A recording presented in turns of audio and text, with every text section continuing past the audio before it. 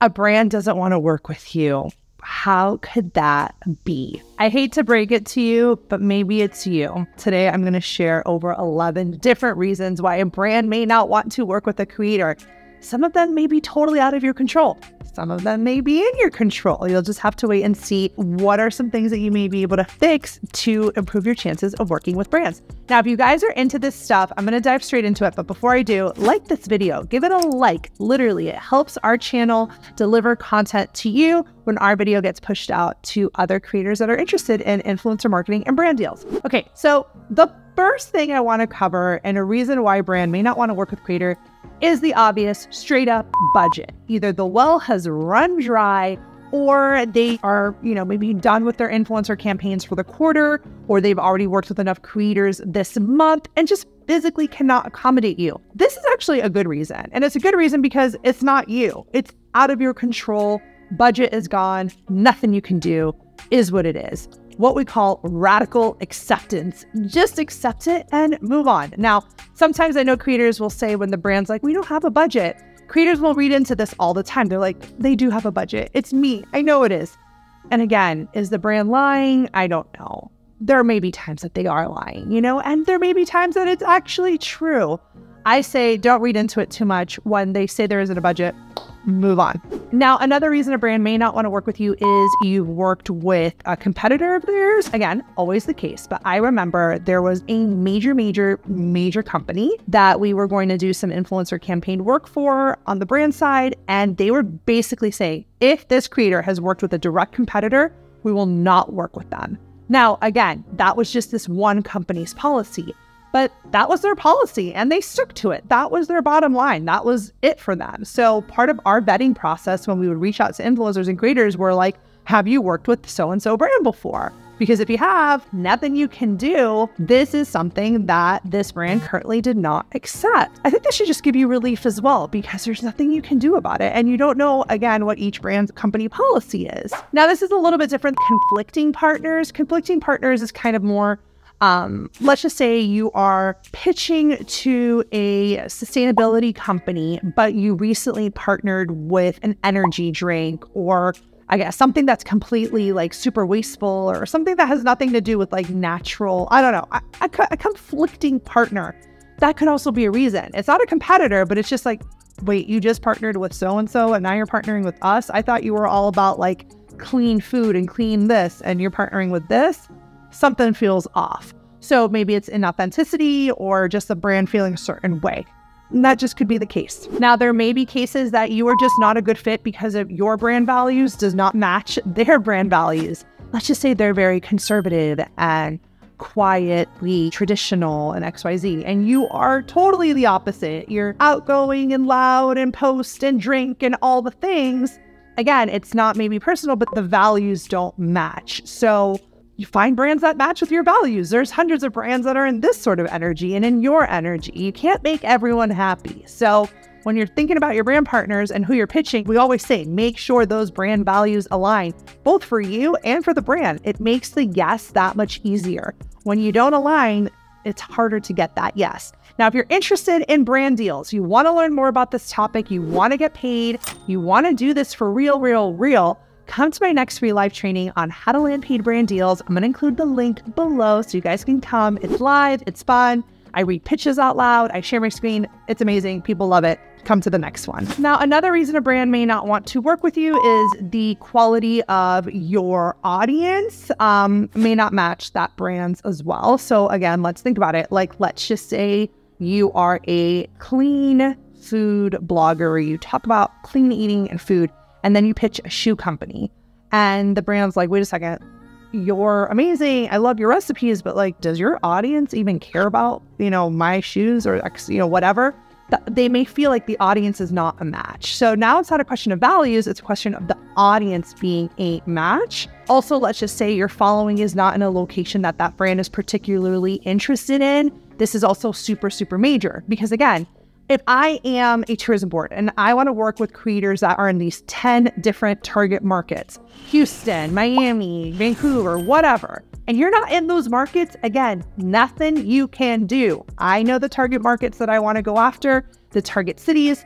it is what it is, right? At this point, it's back to that concept of radical acceptance. So it's not the quality of your audience. It could be where your audience is even based, or it could be demographics like gender. You know, if your audience is mostly female and it's a male product, it's for razors, you know, it could be a harder pitch. Doesn't mean you can't swing it. It just means it may be a harder pitch. Another reason a brand may not want to work with you is they just don't see your value just based off your social handles. So maybe a brand goes on your Instagram, they do a quick little scroll and they're like, yeah, no, I don't see it. And again, I always say this to the creators in my program. What is on your Instagram is probably not your full portfolio, right? Probably have tons of content that you've never posted. And the same thing for your YouTube channel. It probably have lots of videos that you've never posted, and the brand doesn't know that. That's why you need a killer media kit and a killer portfolio so you can include that in your pitch. Now, another reason a brand may not want to work with you is your content. And it's not because it's bad, it's just because it's not what they're looking for. It could be because it's bad, to be honest, but it also could be because it's not what they're looking for. So let's just say a brand is looking for really raw, nitty-gritty TikTok style content, and you create really professional, high-level quality content. It's not that you're not good, it's just that they're looking for something else because they're looking for content that they can run ads to that feels a little bit more homegrown and has that, you know, raw, unfiltered feeling. Alternatively, if you create that type of content, maybe more user-generated content, and they're looking for something super polished and professional, it doesn't match. Doesn't mean it's bad, it means it doesn't match. So sometimes, again, the content that you may produce does not fit what the brand wants, but this can be alleviated with your portfolio if you have a variety of different content styles. Regardless if a brand says no to you or not, one of the biggest things, guys, I tell every single creator that comes through my program or any of my doors is that you got to get used to hearing the word no. You have to let it go. No is a part of the deal. Look at yourself in the mirror and say no to yourself 1,000 times if you have to, so that you can like build that resiliency to that scary, scary word. You're going to get no's, but guess what? The good news is you don't need thousands of yeses. You just need a few yeses a month to make certain brand deals to cover your expenses and more and pay you to do this, right? Like you got to work backwards. How many brand deals do you need a month? 1, 2, if that. So don't worry about the no's. Let them go, move on, and you can always re-pitch them in the future. Now, if you're interested in this sort of topic, guys, brand deals, I'm telling you, my live free training on how to get paid brand deals is going to rock your world. So definitely look into it. The link is below. It's live, it's free, it's informative, it's all the things. Now, if you've had any sort of controversy around you, could work against you. Could also not, could also just be next day's news. But if, you know, any sort of reputational credibility things, if you've had any sort of negative press come out on you because of something XYZ, sadly, a quick Google search and your name pops up and it's not always squeaky clean. It could be a little bit harder. You may have to explain all those sort of things. I've also had creators, for example, let's just say they have a OnlyFans account and they also are posting content that maybe the brand would not necessarily feel matches what the brand is looking for. I know we can be like kind of discuss this, but again, those could be reasons, especially if there's, again, any sort of controversy around stuff that you've done in the past. Another reason a brand may say no, not want to work with you, is you're just too expensive. They can't prove the ROI, so it is just a pass for them. Again, it doesn't mean you can't find brands that will meet your rate. It's just that this particular brand that you reached out to, they can't. And I tell a lot of the creators in my program, it's okay. You have your rates, you have your fees. You can't be lowering them. You know, you have to set boundaries around your pricing as well. So if for whatever reason a brand just can't afford you, it may mean they can't prove the ROI. Like a brand may have their own formula or their own methods to determine what that ROI looks like. So for example, let's just say I invest $2,000 in an influencer campaign and I am looking for a certain number of clicks or certain number of sales or certain number of shares to say that this was a worthy collaboration. And maybe they've had past experiences that just show, yeah, if we pay $2,000, that's too high. We need to be in this range. They have their reasons. Doesn't mean you need to lower your rates. It just means that you have to move on to a brand that can afford you, or also reflect, are your prices too high? Is everyone saying no?